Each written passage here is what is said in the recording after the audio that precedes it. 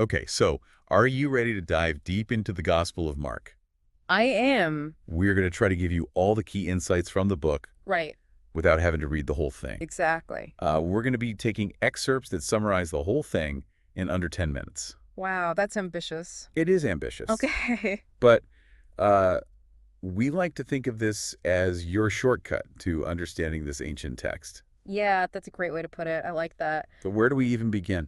Well, I think a good place to start is with the fact that we're dealing with what many believe to be the earliest account of Jesus's life. Oh, really? Yeah, it was likely written for a Roman audience. Okay, so not for people who grew up with the Seriously. Jewish traditions. Not at all. So it had to be very impactful Right. and get right to the point. And it's also the shortest gospel. Oh, wow. Yeah, So it really is straight to the point. it is. I've heard some people say it reads like a fast-paced action film. Yeah, you can kind of see why, right? Yeah, Mark doesn't waste any time. He wants to get to the action. He wants to showcase Jesus's power and authority. right. But I think the real heart of Mark lies in exploring this theme of Jesus as the Messiah Okay, and the Son of God. right. And what's really fascinating is how he does this Okay, through this thing that scholars call the messianic secret. okay. What is that? So this is where Jesus repeatedly tells people not to reveal his true identity.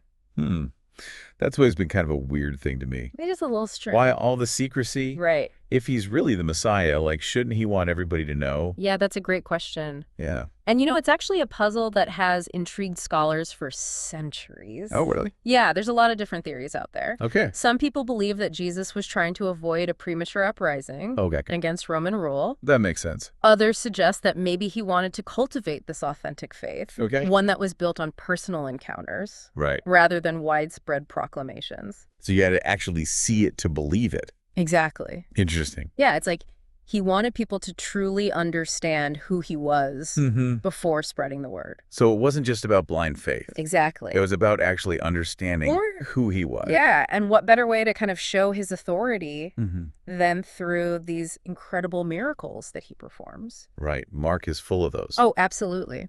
What are some of the ones that stand out? Well, so many. I know. But I think one that always comes to mind is the story in Mark 4.3541, Okay. where Jesus calms the raging storm. Right. Or how about in Mark 2.112, where he heals a paralyzed man who's lowered through a roof? Wow. Yeah, those are vivid. Right. They're not just random displays of power. Like They're that. signs Exactly. pointing to something bigger. Yeah. These are deliberately chosen signs Yeah. that point to Jesus' divine nature and the arrival of God's kingdom. Okay, so we've got this powerful Messiah All right. performing these incredible miracles, but he's also telling people to keep it quiet. Yeah.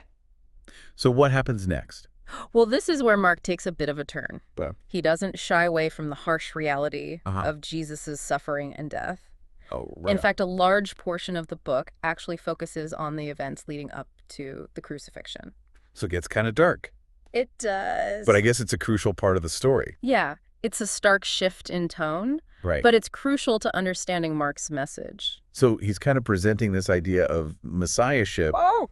but not the one that people might have been expecting. Exactly. It's not about conquering and ruling in the typical sense. Right. It's about sacrifice and serving others. That's pretty different. It is. So Mark is challenging our assumptions. Precisely, he's saying, Yeah. maybe we need to rethink what it means for Jesus to be the Messiah. Mm. He redefines power. Right. And he shows us that true strength lies in humility and service, Even when you're suffering. even in the face of suffering. Which brings us to the ending. Yes, the infamous ending. It's abrupt, It is abrupt. to say the least. It's like, what just happened? Some scholars even think there might have been more to it. Right, like maybe the original ending was lost. Yeah? Others argue that Mark intentionally left it open-ended.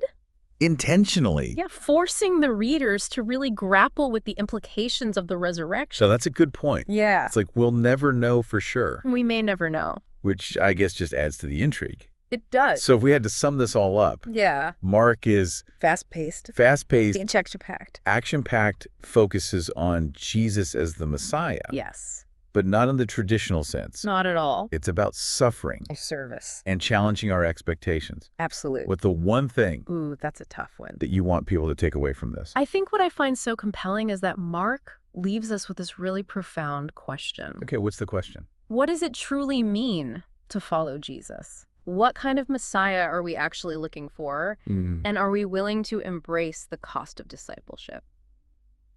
that's heavy. It is. I'm actually kind of tempted to go read Mark again now with fresh eyes. I think you should. I think I will. Well, I think everyone should. It's a quick read. It is. And now that we've kind of gotten the essence of it, Right. you'll be able to appreciate it on a whole new level. Totally. Thanks for taking this journey with us. It was my pleasure. And we'll see you all next time. See ya. Bye. Bye.